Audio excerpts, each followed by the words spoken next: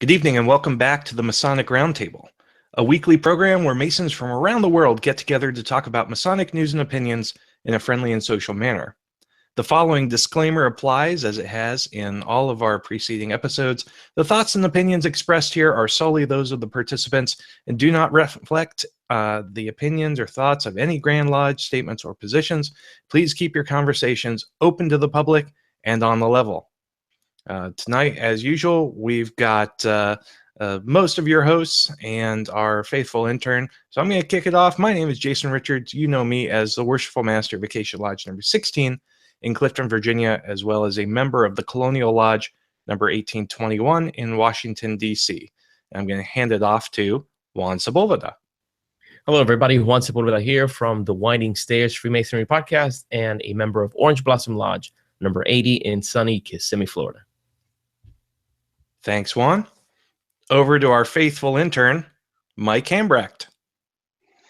Hello, Mike Hambrecht, Village Lodge, Burton, Ohio, Junior Steward.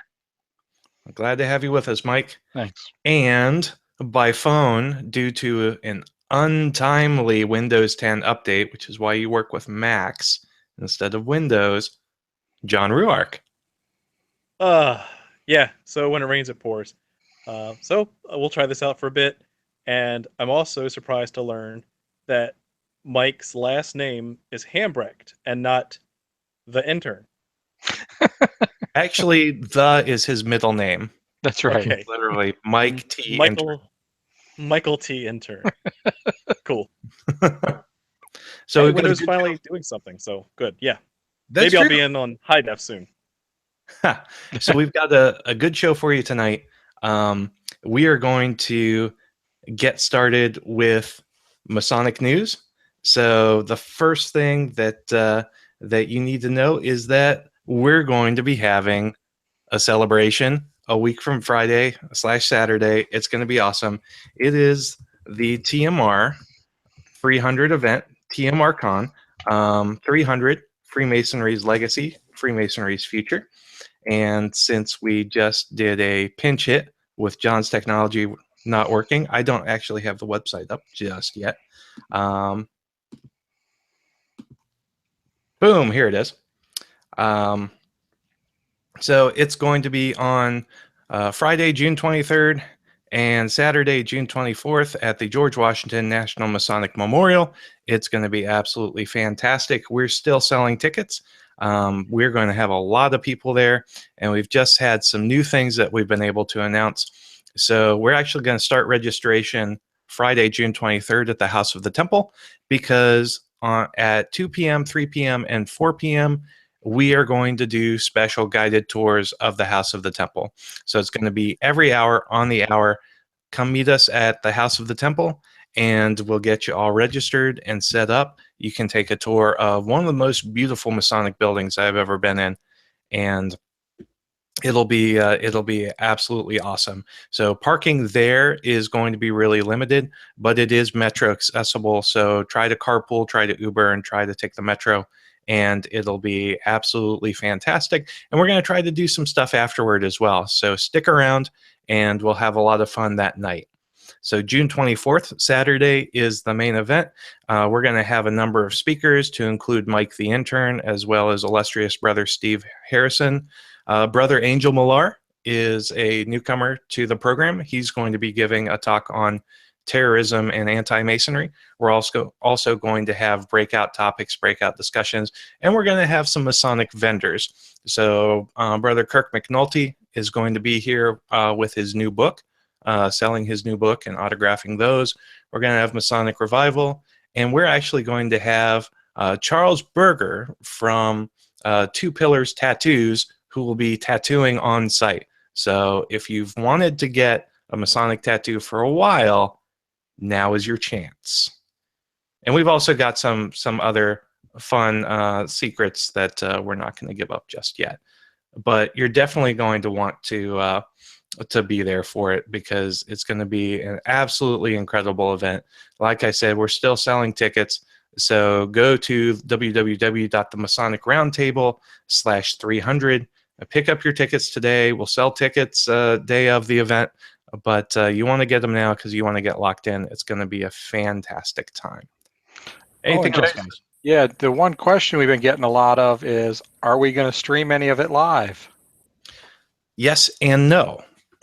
So throughout the day and throughout the day on Friday, we're going to be posting regular Facebook Live updates, but we won't actually. We're breaking from tradition because we won't actually be streaming a lot of the content live. So you're going to need to be there to enjoy it, but we'll give you some snippets here and there if you're not able to make it.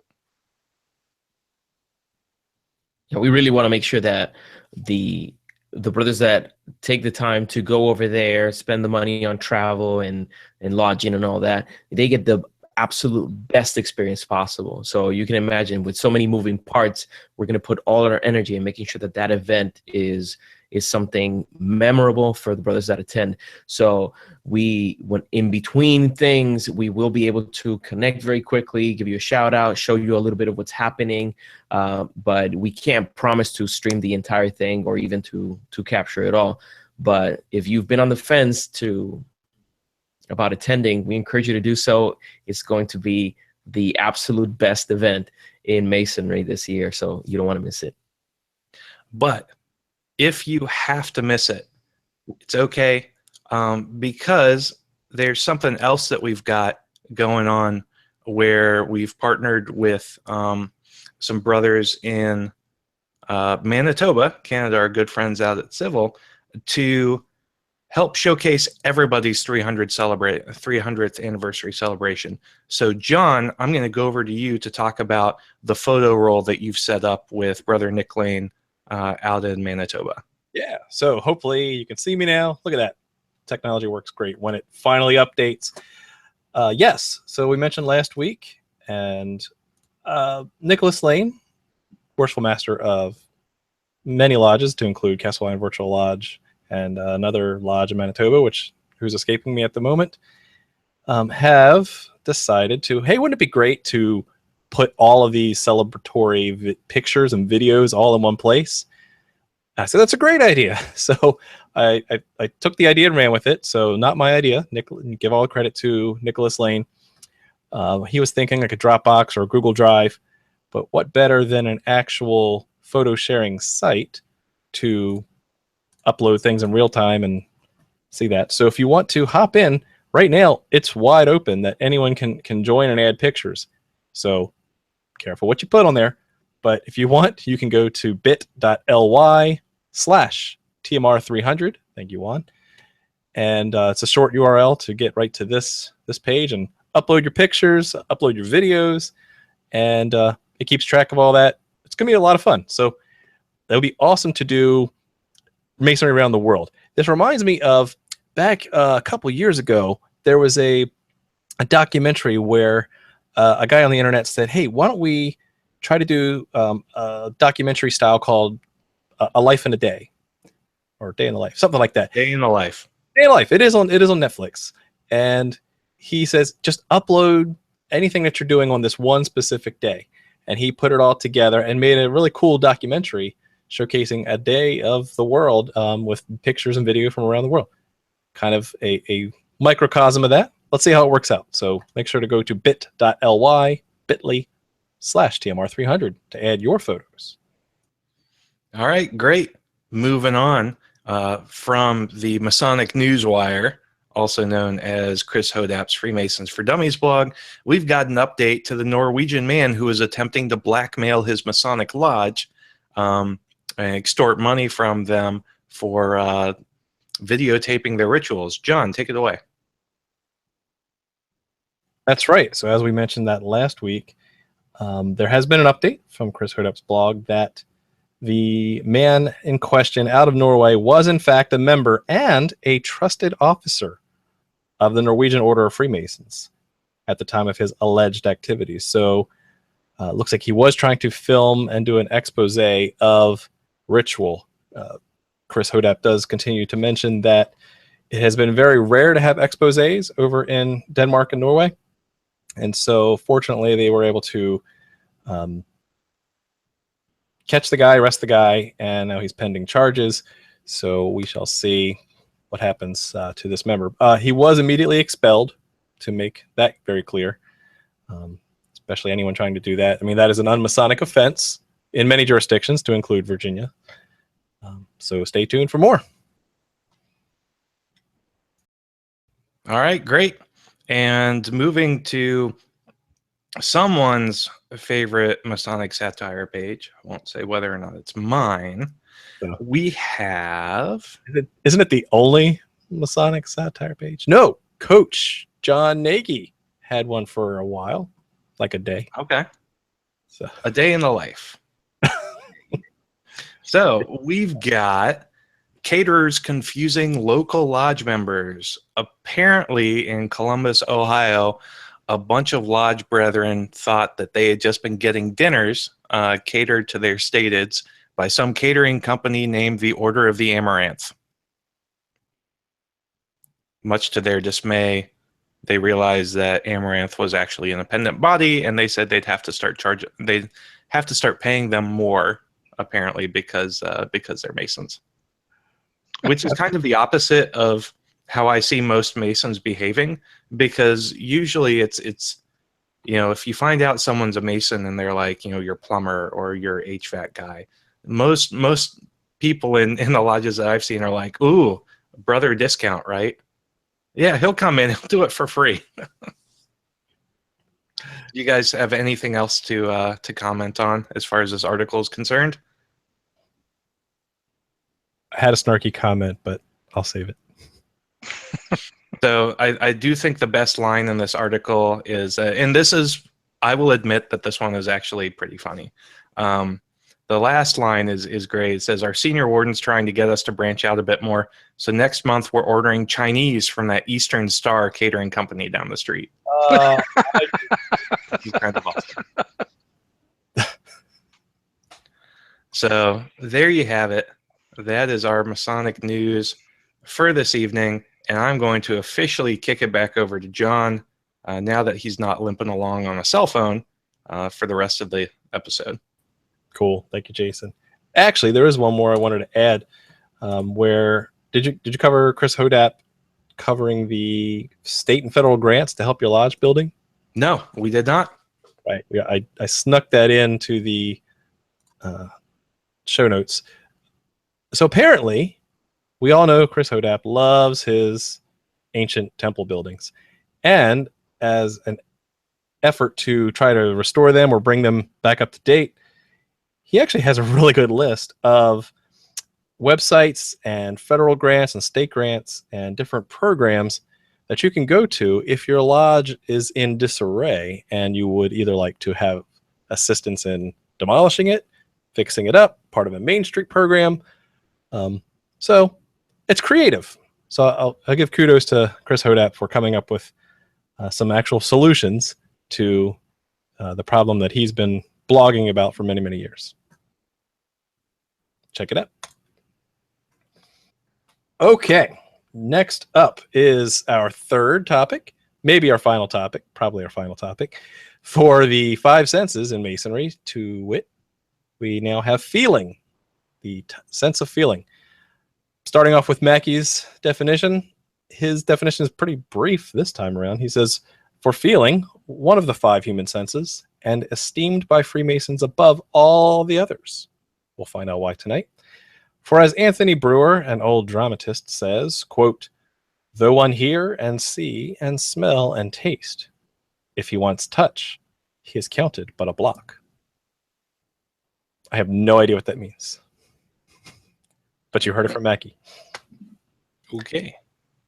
Alrighty. So, as is alluded to, it's esteemed above all other senses. We've talked about why hearing is important. We've talked about why seeing is important. Mike the intern, why is feeling important? Well, you can feel the token, the grip. That's true. Yes.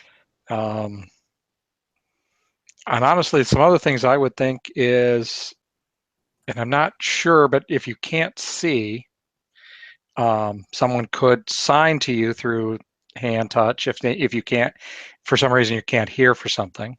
Okay. But in any case, they could also, a person who can't see can actually touch the symbols and get an idea of what they're like. They can see your face through their hands, so to speak. I mean, there's many different methods of using that. So That's a very good point. And for those non-Freemasons, what Mike was alluding to earlier is, yes, we do have secret handshakes. So you obviously, to shake someone's hand, need to feel their hand as well. yes. Juan, what does feeling in Freemasonry mean to you? Well, what comes to mind is the proximity between two people. Coming from a Caribbean culture, we touch a lot. You know, we hug when we meet people. You know, we put our arm over people. You know, when we're having a conversation, we use our hands a lot to talk. So what I think about when we talk about the sense of touch in a Masonic context, that closeness to another individual comes to mind, where at a certain part of our ritual, if someone can't see, the proximity of another person would be the instrument by which this other man is guided through his Masonic journey. So although a stranger now becomes a very close guide or a close individual in his personal journey. So that's what comes to mind when I think of the sense of touch when it comes to Masonry.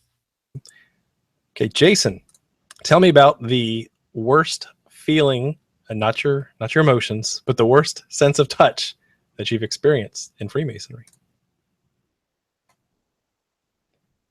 See, you weren't expecting that one. So instead touch, bad touch. Instead of doing that, I am simply going to talk about how I feel touch is important in Masonry. Show me on the doll where the worshipful master touched you. You are a bad person. He wasn't master. He was a Shriner. Anyway, so we've stepped through the three senses of human experience that are revered by Masons. So I've talked about how the first instruction you receive as an entered apprentice is auditory and oral. Then, of course, the next way you learn your information is through sight. And finally, we get to the sense of touch, which is the third way we experience Masonic teaching and Masonic information, which is through, of course, the grips. And so really it's beautiful in the way, with the entered apprentices teachings and rituals, you just step through these sensory experiences one after the other, and it's just absolutely incredible. And what a lot of folks don't know is, and this might have been why Mackey reveres the sense of touch over all else, is the fact that our sense of touch really deeply affects our personal relationships and everything we do. So there are two pathways in the brain that process touch. You've got a sensory pathway that gives us kind of those facts about touch, like vibration, pressure, location, texture, those sort of things. But then we've also got an emotional pathway that processes the social and emotional information and determines the emotional content of that interpersonal touch that we receive. So when it comes to bonding as a brotherhood, part of the thing that cements that bond, to be honest, is partially that sense of human touch, specifically with the various grips that we have. It's touch is a critical part of our relationships, and it very often communicates things like, you can trust me. If you're told not to fear any danger and you've got someone you can rely upon, who can guide you through touch, that is that is a very, very powerful part of an initiatic experience. And that's why I think touch is just so vitally important to our experiences and who we are as Freemasons, getting into the teachings of Masonry, the ritual, and the camaraderie that we form with our brothers. Touch is just instrumental to all of those things, and our sense of touch and how we use the sense of touch in Masonic teachings and Masonic rituals, I think cements our brotherhood together in a way that is often subconscious, and it's in a way that hearing and seeing alone can't do justice. Thank you, Jason. That was touching. um, so you triggered something I thought about, which was I read a study a long time ago, a couple years ago, where they found a correlation between the number of times you touch an object and the emotional connection you have to it. And so it could be an inanimate object as well as another human being or a fellow creature, right? And when I processed like putting my dog down a year and a half ago, it was very hard. It was harder than I thought it was going to be. And I wonder if that was part of it. I mean, obviously there was, the companion part of that, and kind of the other male in the house kind of thing. But the amount of times that he would sit on my lap and I just pet him and watch TV, and if I were to add up all the times that I touched him over the years, every time that makes an emotional bond. And according to the psychological paper, that it actually strengthens this emotional connection. And so the sense of grief, the disconnection, was actually even worse than probably will with these cats around here somewhere. So, because and by the way, my worst touch in Masonry was by John Ruark, and I am not joking at all, but I can't go into it. Okay. I need to hear that story because I was there apparently. Yep. You hear from my lawyer. Bringing it back, the other thing I found was interesting when I reflected on this topic was that we have more than just the sense of touch in our hands as we go through the degrees. As we're prepared to go through the degrees in Freemasonry, we have the sense of hot and cold and what we're wearing at the time as we go through the degrees. We have the sense of walking through the lodge room. We have the sense of even at other parts where we use other parts of our body in the degrees. And so, of course, the conspiracy theorists are going to go through that and try to relate that to devil worship or something. But there are things that we do. We touch Lucifer and worship. Right. Two different things. But my worst sense of touch in Masonry was being in the anteroom in January with no heat right as I was about to knock on the door. It was cold. It was very, very cold. And I was not very warm. So I know other guys have had similar stories, especially at Herndon Lodge. But yeah. Well, it's basically the back of the building. Yeah. So but see, I'll never forget that. And that's what's interesting about the initiatic experience as it relates to the senses, is that it creates this synaptic bond in your brain to tie that memory to something more than just words, but actual experiences. Pretty cool. It's literally a shed, like, attached to the back of the building. Yes. Okay. Juan, what else would you add about how one could enhance the lodge experience through the sense of touch or feeling? I think it has to do with awareness. If you are aware of the purpose of the involvement of all these senses in the initiatic experience, then you can have a preparation that incorporates as many of them as possible. And we've already talked previously about seeing and hearing and how those could be enhanced in order to enrich the experience of the new candidate. And if you think about it, this is the first and only time this person is going to go through this experience. So making it as best as possible it should be our goal. Not just being there, not just, not just going through the motions, but actually making the experience as memorable as possible. So if there has to be some conducting in the process of the ritual for it to be done in a correct manner, in a decisive manner, in an assertive manner, so that it conveys the confidence necessary that you can trust this individual. So I think it's important that we focus on the quality of what we're doing, not just going through the motions, but making sure that it's precise. And one thing I wanted to bring up, that I looked it up last week, but I thought it would be more appropriate for this episode. There was a Kickstarter campaign for a vest.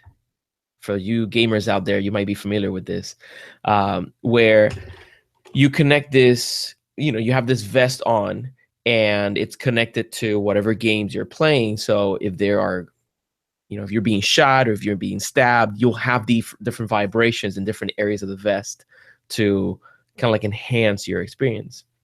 And this is more pertinent now that we have virtual reality headsets and things of the like. So could you imagine? Now, could you imagine? And I'm talking about this in the Future of Masonry presentation on TMR 300.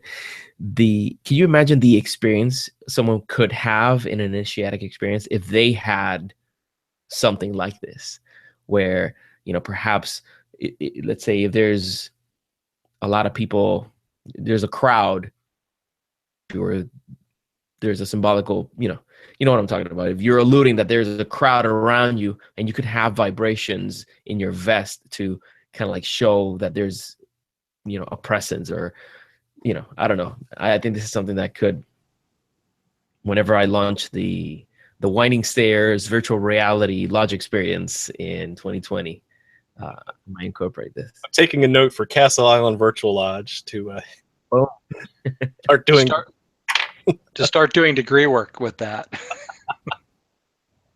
No, it's wow. And when you think sound is, it's vibration. It's like, its sound waves are manifested on you as vibration. So you could actually enhance the sound experience by mimicking those vibrations in a vest or in a helmet or something like that. I don't know. That's cool. I hadn't even thought about that. That's awesome. I'd be all for that. That's cool. So we just need our, a full like VR lodge experience. Like, can you even get like the smells of like the past master's breath when he like complains about how you screwed up the ritual? Like, oh man. Yeah, it's not lag. It's someone continually reminding me that I messed up a line. Mike, what would you do to enhance the sense of touch in lodge ritual? Honestly, I think if it were up, if I were the master doing this, I think I would actually, instead of just showing the symbols we're talking about at the time, the working tools, I may actually hand them to the candidate to, to allow him to actually feel what that is, that shape, that, the whole thing, and get a true understanding of what it is he's being shown and taught about. And now, see, I really like that idea. I'm gonna elaborate that with you. Okay. Going back to the previous comment I made about the psychology paper of the emotional attachment to something, right? We even have the guys in the military. This is my rifle. This is my gun, right? Yes. So they own it. They have an emotional experience connection with it. What if the working tools were part of what you receive? Yes. Degree, right? Most people only know if you handle them, though. I Right. think there would be some need to have a tactile connection to them. Well, that's exactly right. Yeah, Mhm. and that's exactly what I'm talking about, that they actually, instead of just standing there holding it and going, this is what this is and this is how you use it, they literally hand it to you and say, here's your 24-inch gauge. Yeah, I do have to admit, when I was, going through the degrees, they said, I now present you with, and I never got it. You know what I mean? Yeah. Yes. You didn't present squat. You just showed it to me. That's, yeah. Yeah, I mean, how cool would that be to have your own thing? Because we do get, most people know that you will get an apron, and that, that In the Bible, if your lodge isn't cheap, right. I did not get Right. you don't get Bibles at Acacia. okay, good. I blame the worshipful master. I saw Bibles at the dollar store last week. Why don't you get them? I got one. Because we have to have special Masonic Bibles. Fancy McCoy branded ones. Yes, rubber McCoy stamp. branded Masonic Bibles literally has like the square and compasses like burned into it, and then I actually have one right back here. Anyway. Yeah, that's really cool. So, to pull that thread even further, I did present those little miniature working tools, some physical ones. I mean, they're little tiny ones that kind of can fit in a credit card case or something like that. What do you have there, Mike? You got some there? Look at that. He's building a little tiny lodge. Yeah, these are from when my dad went through his one-day conferral, actually. oh, Juan's got his Masonic Bible, heirloom edition. Oh wow, yeah, you got the nice good one. I got the little one. You could hurt somebody with that. That's cool though. Yeah. So I've got the big heirloom, but my wife bought it for me for Christmas before I was raised. Oh. I don't think that counts. I mean, yeah. So we have Bibles that we know right where they are. Right, Juan pulled it right off the shelf, and we know where ours are. For those watching at home, this long rectangular box is my Masonic apron. Always keep it. Oh. So now you know. Fun fact. So before we depart from this real quick, awesome anecdote. So when you talk about having a tactile relationship to things that are used in your degrees, one of the coolest parts about my Master Mason degree was my great-great-grandfather's Bible was used in it. Not only in my Master Mason degree, but also in my installation. And I used the sense of touch with that Bible in both times, and that had a distinct, profound meaning for me. Just from this man who frankly I never met. He passed away at least 10 years before I was born, and I have this connection to this long lost brother and relative. Just by being able to touch the same things that he himself touched during his own degrees and ceremonies, etc. Very good point. Now, what I'll ask each of you to consider for your next round of comments is the other two senses.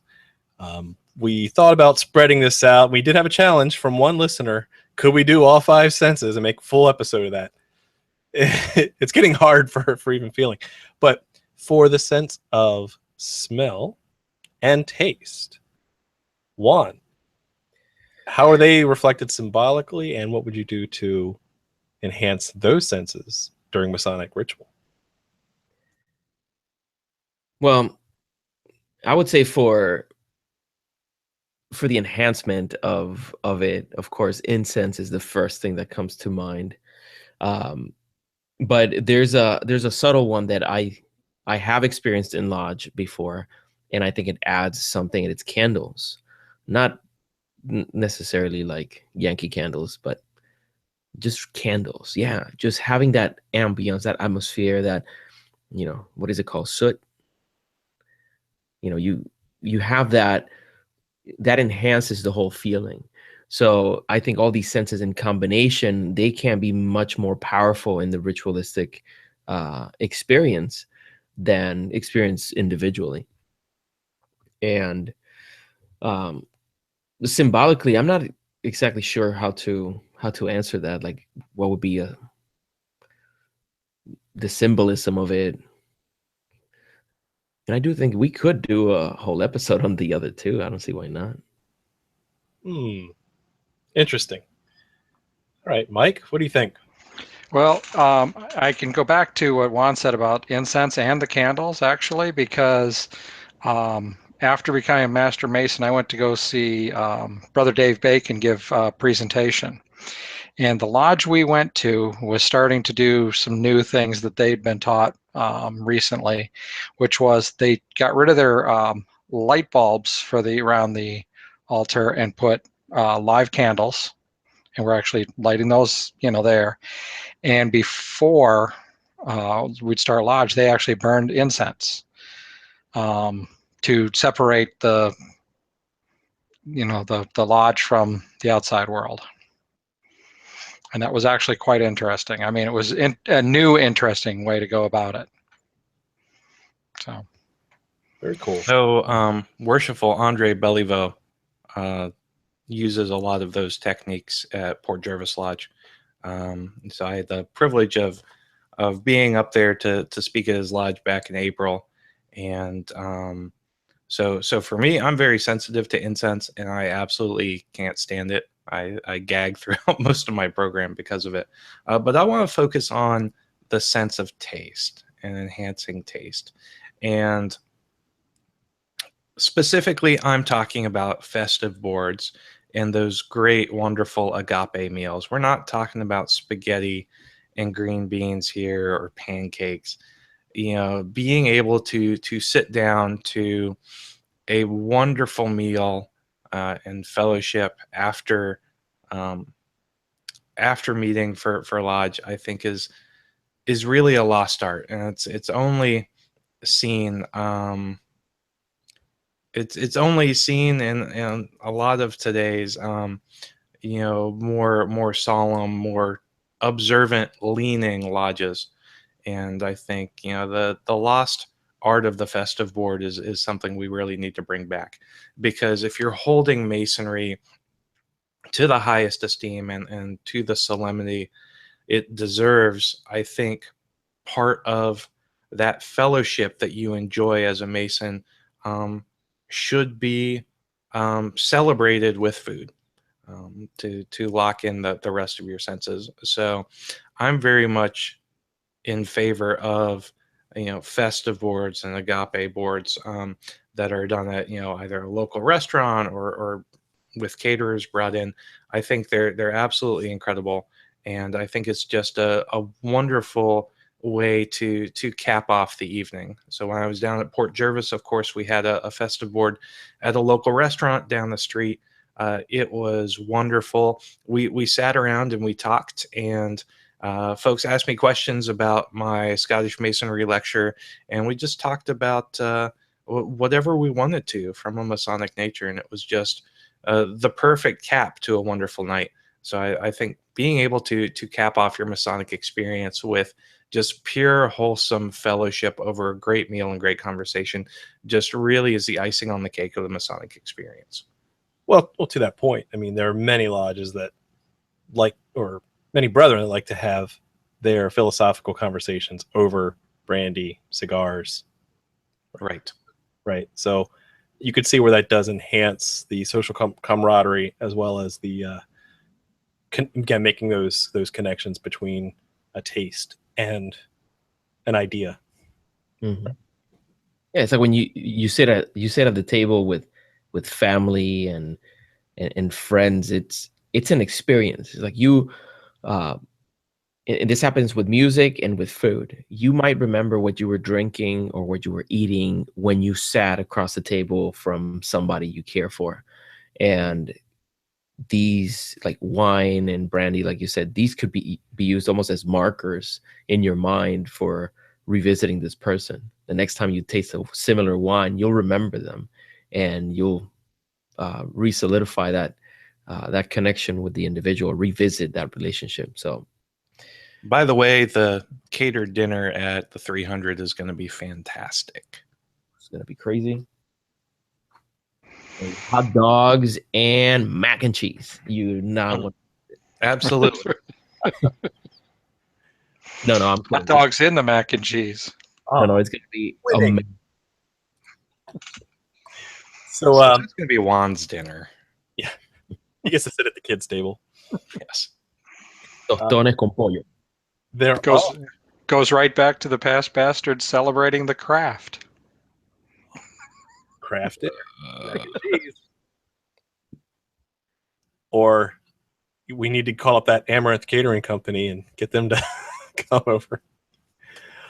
The other thing I wanted to add too is there are other degree systems that use taste in the ritual. So they have different. There's one that I'm thinking of that actually uses you eat something, and then there's a drinking part in a different degree and different system. So lots of other ways you can explore that. Both very memorable. Still remember those today. So so there are ways to explore that, and obviously they have the same lasting connection. With that, I think we're getting over to social media time. So I'm going to hand it off to Jason to cover some of the conversation. What's going on over there? All right. So, brother Alex Powers from the Historical Light podcast has been very busy on our Facebook page tonight. And he says, taste the taste of those glorious beans of green at the degree meal, of course. Yes, it is not just green beans. Broccolini. Like, broccolini is just a very underrated vegetable. Plus, who really goes to to lodge to actually eat vegetables? And of course, I have to share our meme from our brother at Masonic Memes. You know the feeling you get when all the PMs get along and not cause any trouble, just sit on the sidelines and behave? Yeah, me neither. Burn. Memes are life. So if you ever get to see my Scottish Masonry presentation, like I pepper memes throughout it. And it was great because at Dave Bacon's lodge, it was like me, Dave, Worshipful Dave Merkel, and then Mike, and then like a bunch of like 75-year-olds. And I mean, they just went over like a fart in church. Like when you have to explain the joke, then it's bad. You see, this guy his name is Scumbag Steve, and he's a scumbag. So when you see the captions, it's supposed to be something that a scumbag would do. Okay. It's like, okay, so does anyone here watch Simpsons? No. Futurama? No. You know, Talk to my junior warden if you want to like levy Masonic charges. We're moving on. And John, to be honest, that's about all we've got from social media tonight. Very cool. All right. Well, let's start wrapping things up, starting with Juan Sepulveda. How do you feel, Juan? I feel like taste and taste and what's the other one? And balance and directional. And does masonry leave a bad taste in your mouth? Yeah, I think those deserve our own episode. All right. What do you think? Challenge accepted. Huh? Yeah, I think we could do it. Yeah, I was surprised by your comment. I'm like, hey, I'm expecting those other two. Anyway, but it's good to hear different perspectives. It's like I described, this is like driving with the emergency brake on, because there are things that you can't say that could really illustrate what you're trying to say. And for those who, perhaps are not yet Masons, we respect the discretion that we agree upon. We go through an initiatic experience that it's beautiful, that it's memorable, that it's intended to be a personalized experience for each person that goes through it. And we protect the details of it, not reasons.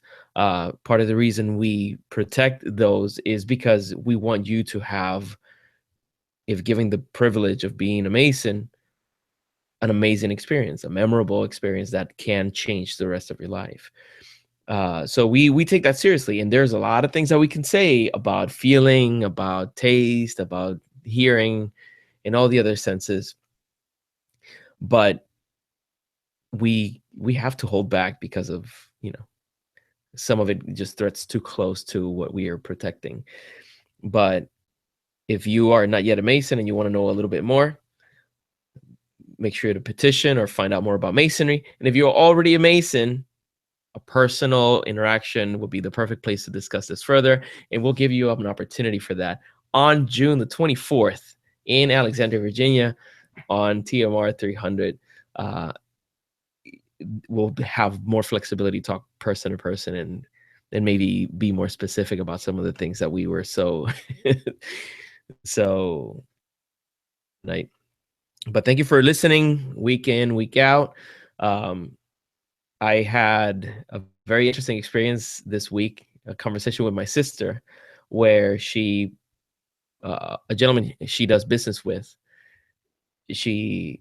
she noticed that he had a ring. He's like, "Oh, you're a Mason." And he's like, "Oh yeah, I'm a Mason, blah, blah, blah." I say, "My brother is a Mason and he, he's in the States." "Oh yeah." He's like, "Do you watch any shows online? Do you listen to podcasts or anything?" And that gentleman actually listens to our show. And he thought I was a Mexican. Oh, it. Oh, What do you Tranquilo. Hey, if the referendum goes through, you're going to be a full-blooded Merkin here in a little bit. the first state. Yeah, the plebiscite, the result was that the Puerto Rican community wants to be the 51st state. I know a lot of brothers are going to listen to this and get their aprons in a bunch, but Well, it was at least the 19 or 20% that showed up to the polls, right? Yeah. It was a similar story with Hawaii and Alaska. For this kind of things, the turnout is not great. But anyway, let's not make this political. I'm hopeful that it happens. But anyway. Cool. Oh, last thing, thewindingstairs.com. This week, I'll be unveiling, not this week. This week. I'm going to be unveiling a little bit more details about the Masonic mystery box. So, thewindingstairs.com. And I have an episode about to be published too. But we're in the summer. We have the kids at the house, so it's kind of tricky to record and publish. But go to thewindingstairs.com this week. There's going to be a nice treat for you there. Okay. Michael T. Intern. What say you? So, for feeling, I pretty much said what I, needed to, which is that idea about having the symbols in my hands, to actually feel how they, how they are, But, when we were talking about taste, the one thing I want to know more about that I don't is festive boards. Because my lodge, we just have dinner after, and pretty much everybody kind of just talks and then goes home. So I would really love to know more about festive boards. Yeah. Cool. Okay. Well, we'll see you 2 Saturdays from now as well. Look forward to it. Yeah. Jason. All right. So, feeling. The past 3 shows have been really neat. It's forced me to do a lot of research into something that I've really just glossed over as far as Masonic experience and research into it has been concerned. So you need, I really think, in order to have that most effective, most efficient initiatic experience, which I'll argue all night long is the true secret of Freemasonry.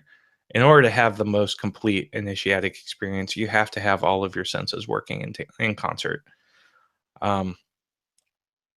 It's just the way you experience the world, and your senses fundamentally alter your perception of those things around you, and your senses are integral to the person you are, and integral to the person you want to become through Masonic teachings and everything else. I do want to give a shout out to Brother Edgar Alejandro from Masonic Revival, because the neckties and the pattern that I helped him design for my officers are now available on his website as part of the Acacia collection. So I know I've been plugging that necktie. We made it exclusively for my officers this year, and now it's available to everybody on his website. So if you're interested, he's got the bow ties and the pocket squares as well. But go and check that out. It's one of the most beautiful ties that I've ever seen. He really did an absolutely fantastic job with it. So go and check it out, because it's absolutely awesome. And he'll be here with us a week from Saturday, so it'll be a good time. So you can buy some there. So go and check him out. Other than that, thanks so much for listening. If you got any questions about the 300, just message us on the Facebook page, and we promise we'll get around to answering you at some point. And with that, I will send it back over to you, John. And check the official site, theMasonicRoundtable.com/300, as we update the agenda with times. We've had a couple people ask, well, when are you guys going to start on Saturday? So 9 o'clock, if you be there, we'll have registration open and probably kick things off probably around 9:30 to 10. So we'll see however logistics work, but don't worry, you're not going to miss anything. So we'll see you around 9 on Saturday. So your point was well taken, Jason, about that the complete use of the senses helps with the initiation and the initiatic experience. So does that mean that video degrees should also include 3D glasses and scratch and sniff cards? So actually, the big thing that is trending now and is going to become more prolific in theaters across the world is the 4D experience. So it's like those like movies that you go to in Busch Gardens or Six Flags, where the seats move up and down, and you get air that blows past your feet, and you get sprayed in the face with water and things like that.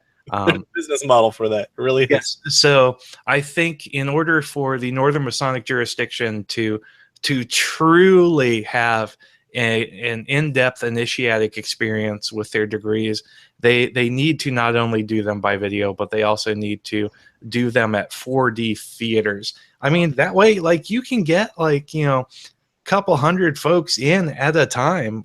So big classes aren't a problem. You're killing me over here. That is hilarious. And I am all for that, because I am petitioning this fall. So, that is, I could be one of their first candidates for that. Got a candidate. You heard that first. Wow, that's something special. And to that point, the other thing that I wanted to mention is a final thought is the feeling of elation that Masonic high that brothers get. You see it time and time again when they post on like Reddit/r/Freemasonry. Had my degree tonight. It was an amazing experience. And you can tell they're fully energized by the experience.